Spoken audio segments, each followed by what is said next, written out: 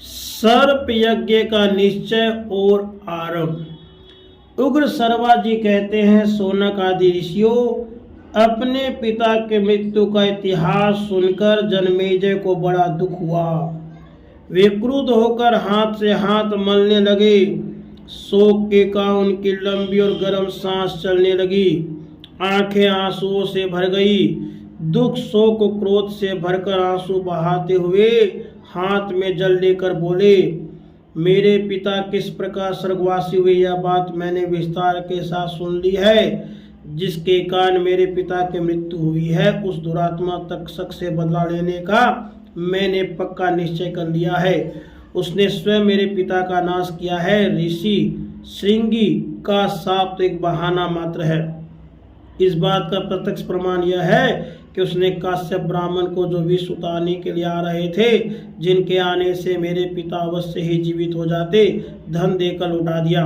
यदि हमारे मंत्री काश्यप ब्राह्मण का अनुनय विनय करते और वे अनुग्रह पूर्वक मेरे पिता को जीवित कर देते तो इससे उस दुष्ट को क्या हानि होती।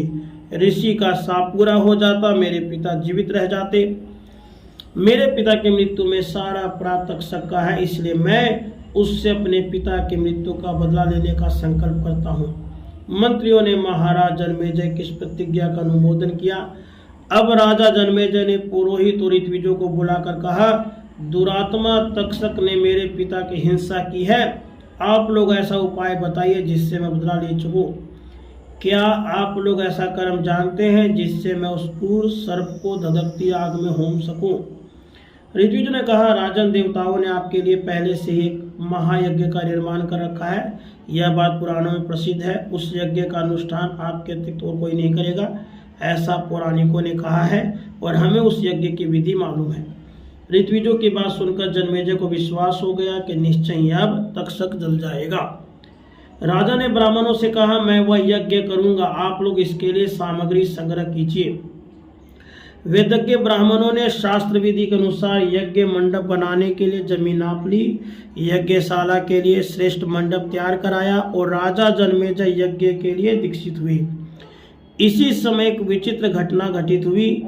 किसी कला कौशल के पारंगत विद्वान, अनुभवी एवं विद्वान सूत ने कहा, जिस स्थान और समय में यज्ञ मंडप पापने की प्रक्रिया आरंभ हुई है, उसे देखकर यह मालूम होता है कि किसी ब्राह्मण के कारण यह यज्ञ पूर्ण नहीं हो सकेगा। राजा जन्मेजय ने यह सुनकर द्वारपाल से कह दिया कि मुझे सूचना कराए बिना कोई मनुष्य यज्ञ मंडप में न आने पावे।